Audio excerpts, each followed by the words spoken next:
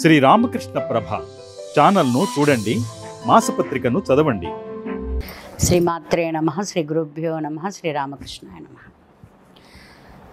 సృష్టి జరగకముందు ప్రపంచమంతా కూడా జలమయంగా ఉంది.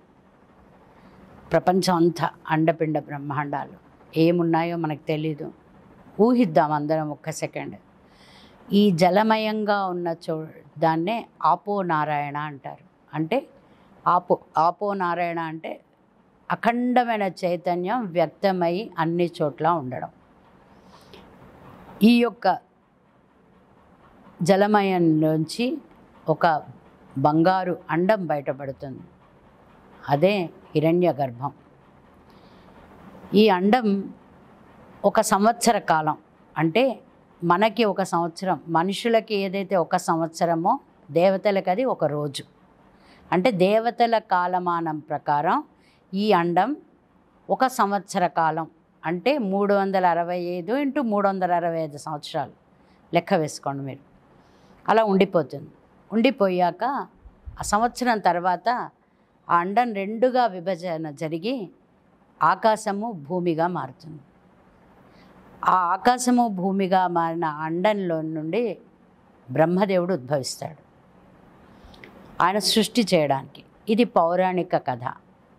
ఈ పౌరాణిక కథలన్నీ కూడా క్యాప్సిల్స్. అవి ఒక క్యాప్సిల్ తీసుకోండి.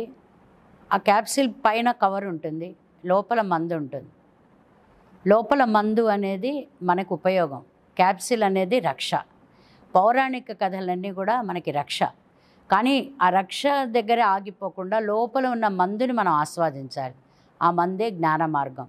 ప్రతి కథ వెనక అఖండమైన జ్ఞానాన్ని ఋషులు మనకి పెట్టి మనకి పురాణాలను ఇచ్చారు. కానీ 90% మంది పురాణాలని కథల దాకానే విని అక్కడ వరకే అర్థం చేసుకొని వదిలేస్తున్నారు. ఇవాళ మనం కొంచెం దీంట్లో డీప్గా వెళ్దాం. ఈ బ్రహ్మాండాల్లోంచి బ్రహ్మ బయటకు వచ్చాక ఆయన ముందు సృష్టించింది అష్టదిక్కులు, 8 దిక్కుల్ని సృష్టిస్తారు. తర్వాత 14 లోకాలను సృష్టిస్తారు. ఆ తర్వాత కాలము, మనస్సు, అహంకారము వీటిని సృష్టిస్తారు. మనిషిని ఇంకా సృష్టించలేదండి. కాలము, మనస్సు, అహంకారము, అష్టదిక్కులు, 14 భువనాలని సృష్టించారు. సృష్టించాక కాలాన్ని, మనస్సుని సృష్టించాక ఆయనకు వచ్చిన ఆలోచన ఏంటంటే తనలాగా ఒక రూపాన్ని సృష్టించాలి అని. అప్పుడు ఆయన 7 మానసపుత్రుల్ని సృష్టిస్తారు. 7 ఋషులు, 7 ఋషులు.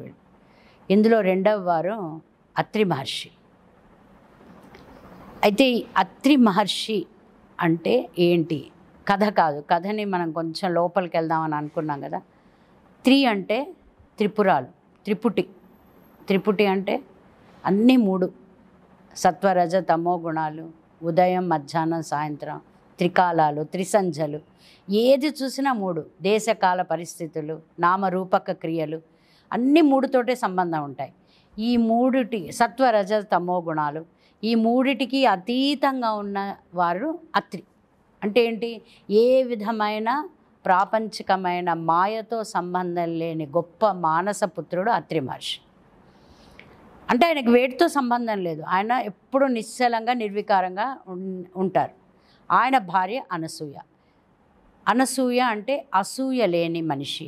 అసూయ అంటే ఏంటి? మీరు అనుకునే అసూయ కాదు ఇక్కడ. అసూయ అంటే ఏంటి? ఒకరిని చూసి ఈర్ష్యపడడం. ఎలా కాదండి. అనసూయ అంటే ఏంటంటే ఏ విధమైన సుఖ దుఃఖాలకి, బాధలకి, అన్నిటికీ వేటికి చలించకుండా అతీతంగా ఉండి ఎప్పుడు నిత్యము తనలో తను రమిస్తూ ఆత్మతో అనుసంధానమైన వ్యక్తి అనసూయ. అయితే అనసూయ అత్రి మహర్షి కథ తెలియని వాళ్ళు లేరు. కానీ ఇవాళ మనం తెలుసుకోవడంలో ఒక కొత్త పంథా ఉంది. ఏంటి అంటే ఇక్కడ అత్రి మహర్షి, అనసూయ ఇద్దరు కూడా ఎలాంటి వారంటే మానవ నైజానికి భిన్నంగా అద్భుతమైన భగవత్ చైతన్యాన్ని దర్శిస్తూ ఆ చైతన్యంలో రమిస్తూ ఉన్న 2 మానవ శరీరాలు. ఈవిడ మహాపతివ్రత, సతీ అనసూయ మహాపతివ్రత. ఆవిడకు ఒక ఆచారం ఏంటంటే వాళ్ళకి భర్త ప్రతిరోజు ఒక అతిథికి సత్కార్యం చేయాలి, అతిథి సత్కార్యం. ఆయన ఏటికి వెళ్ళి స్నానం చేసి వచ్చేసరికి ఈవిడ ఆయనకు వంట చేసి రెడీగా ఉంచేది. ఈవిడ యొక్క పాతివ్రత్య ధర్మాన్ని చూసి ఇంద్రుడు, స్వర్గాది దేవతలు వారికి ఎప్పుడు కూడా వారి యొక్క పదవి మీద ఆకాంక్ష ఎక్కువ, రాజకీయ నాయకుల్లాగా. వీరు ఏమనుకుంటారంటే ఈ అనసూయాదేవి పాతివ్రత్యం ఎంత గొప్పగా ఉంది అంటే ఏదో రోజు ఆవిడ స్వర్గాన్ని కూడా అధిరోహించే అవకాశాలు ఉన్నాయి, ఇంద్ర పదవి కూడా వెళ్ళిపోయే అవకాశాలు ఉన్నాయి. కాబట్టి ఈవిడని ఎలాగైనా సరే కిందకి దించేయాలి అని వీరందరూ కలిసి బ్రహ్మదేవుడి దగ్గరికి వెళ్తారు.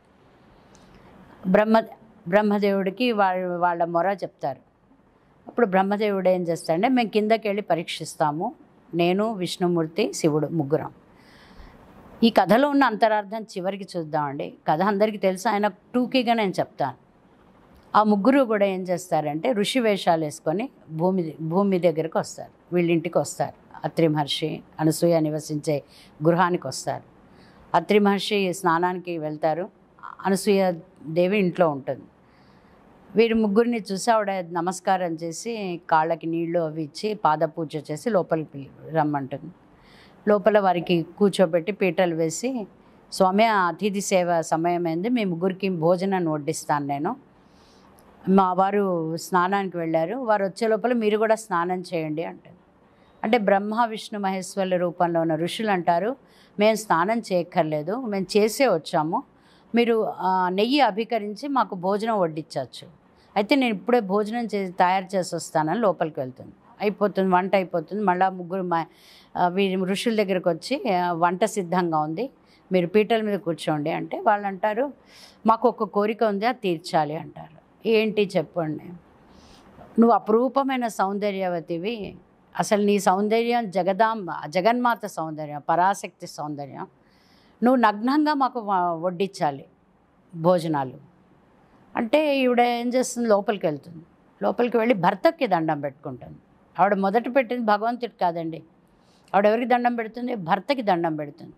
పెట్టి స్వామి వీళ్ళు ఇలాంటి విచిత్రమైన కోరిక కోరుతున్నారు, నాకైతే ఏం భయం లేదు, ఎందుకంటే దుష్టుడైన మన్మధుడు నన్నేం చేస్తాడు, ఎప్పుడు కూడా నేను మీకు అనుసరణలో ఉంటున్నాను, మీరే నన్ను రక్షించాలి అంటుంది. ఇదండి పాతివ్రత్య ధర్మం అంటే. అక్కడ ఏం జరిగింది అనేది మనం కొద్దిసేపు ఆగి చూద్దాం. అప్పుడు ఏమవుతుంది, ఆవిడ నగ్నంగా అన్నం పాత్రలు తీసుకొని గదిలోకి వస్తుంది. వచ్చే ముందు ఆ గదిలోకి వచ్చే ముందు ఆవిడ ఒకటి ఏంటంటుందంటే వీరు ముగ్గురు పసిపాపలు అయిపోవాలి అని. ఈవిడ వచ్చేసరికి ఆ ముగ్గురు పసిపిల్లలు అయిపోయి ఆ పీటల దగ్గర ఏడుస్తూ పాకుతూ ఉంటారు. వెంటనే ఆవిడ వారిని ముగ్గురిని హృదయానికి హత్తుకుంటుంది. హృదయానికి హత్తుకోగానే ఏమవుతుంది, ఆవిడ స్తన్యం పొంగి పాలు బయటకు వస్తాయి. బ్రహ్మ విష్ణు మహేశ్వర్లకి పాలు పడుతుందండి ఆవిడ. ఏ తల్లి అవకాశం లేకుండా సృష్టి చేయడానికి ముగ్గురు గొప్ప చైతన్యమూర్తులు అవతరించారో వారి ముగ్గురికి ఈవిడ తల్లి అయి పాలు పడుతుంది. పాలు పట్టి వాళ్ళని జోకొట్టి ఉయ్యాల్లో పడుకోబెడుతుంది. పడుకోబెట్టి ఉపనిషత్ పాటల్ని గానం రూపేణ పాడుతూ ఉంటుంది. అమాయకురాలండి, ఏం తెలియదు ఆవిడకి. భర్తకి దండం పెట్టుకుంది, మన్మధుడు నన్ను ఏం చేయడు అనుకుంది. భర్త అతిథులు ఏం కోరితే అది ఇవ్వాలి అనుకుంది. ఇక్కడ ఆవిడ బుర్రను ఉపయోగించాల, జ్ఞాన మార్గంలో ఉంది ఆవిడ పూర్తిగా. ఇక్కడ ఏమైంది, అత్రి మహర్షి వస్తారు, ఆయన ఆశ్చర్యపోతారు. ఉయ్యాల ముగ్గురు పిల్లలు పడుకొని నిద్రపోతూ ఉంటారు, ఈవిడ పాటలు పాడుతూ ఉంటుంది. ఆశ్చర్యంగా ఆయన లోపలికి వస్తారు. ఈవిడ ఆయనకి ఏం చెప్పదు, ఆయనే దివ్య దృష్టితో చూసి అనసూయాదేవిని పిలిచి, తల్లి వీరు ముగ్గురు మామూలు మనుషులు కాదు, బ్రహ్మ విష్ణు మహేశ్వర్లు వీరికి నువ్వు పాలనిచ్చి పడుకోబెట్టావు, ఎంత గొప్ప స్త్రీవో, చాలా అదృష్టవంతురాలు నువ్వు, మనం వెంటనే వారి కాళ్ళకి దండం పెట్టాలి అని వారు లోపలికి వెళ్ళి నీళ్లు తీసుకొని వచ్చేసరికి బ్రహ్మ విష్ణు మహేశ్వర్లు వారి ముగ్గురు త్రిమూర్తులు సాక్షాత్కరిస్తారు. అత్రి మహర్షి అనసూయాదేవి ముగ్గురు కాళ్ళకి దండం పెడతారు. పెట్టాక వాళ్ళు అడుగుతారు, నువ్వేదైనా కోరిక కోరుకో అని. అంటే ఆయన అంటారు, అనసూయ నువ్వే కోరుకో. అప్పుడు ఆవిడ అంటుంది, మీరు ముగ్గురు ఏకరూపమై మా ఇంట్లో జన్మించాలి అంటారు. అంటే తథాస్తు అంటారు. ఇక్కడ ఒక్క నిమిషం కథ ఆపుదామండి, ఆపి మళ్ళీ పొడిగిద్దాం. ఇక్కడ బ్రహ్మ విష్ణు మహేశ్వర్లు ఆవిడని నగ్నంగా ఎందుకు వడ్డించమన్నారు, దీని మీద అనవసరమైన మాటలు మాట్లాడకూడదు. ఎందుకంటే ఇక్కడ ఒక చాలా నిగూఢమైన అర్థం ఉంది. ఏంటంటే ఆత్మకి ఆకారం లేదు, నిరాకారం, నిర్గుణం, నిశ్చలం. ఈ అనసూయ అత్రి దంపతులు ఆకారం లేని ఆత్మజ్ఞానంలో ఉన్నారు. ఆకారం లేని ఆత్మజ్ఞానంలో వాళ్ళు ఉన్నారా లేరా అని తెలుసుకోవడానికి బ్రహ్మ విష్ణు మహేశ్వరులు అలాంటి కోరిక కోరారు.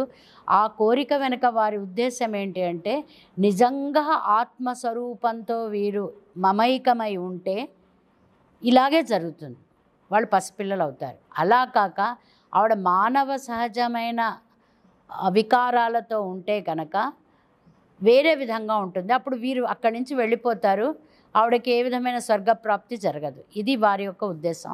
మీకు అందరికీ కూడా అర్థం కాని చాలామందికి ఈ విషయాన్ని తెలియచేయాలనే విషయంతో ముందు దీన్ని చెప్పడం జరుగుతోంది. బ్రహ్మ విష్ణు మహేశ్వరులు తథాస్తు అంటారు. అనగానే అనసూయదేవి అంటుంది, మీరు ముగ్గురు ఏకరూపంలో ఇంట్లో నాకు పిల్లలుగా జన్మించాలి.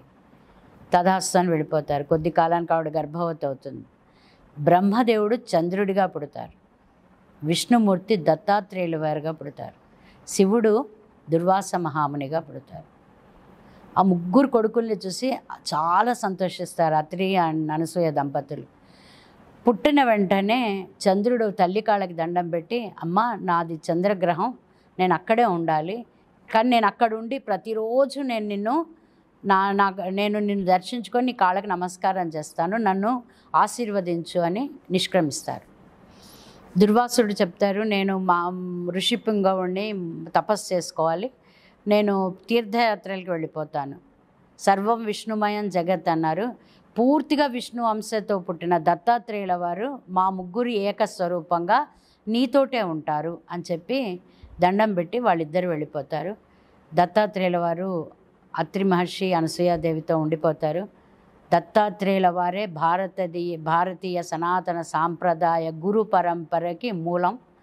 ఈ యొక్క గొప్ప అనసూయ అత్రి దంపతుల ఈ గొప్ప కథని సాధారణంగా ఇది రోజు కూడా పిల్లలు పుట్టని వారు పారాయణ చేస్తే వారు విన్నా కూడా వారికి మంచి సత్సంతానం కలుగుతుంది, ఖచ్చితంగా కలుగుతుంది. ఓం శ్రీ గురు దత్తాత్రేయ నమః. శ్రీమాత్రే నమః.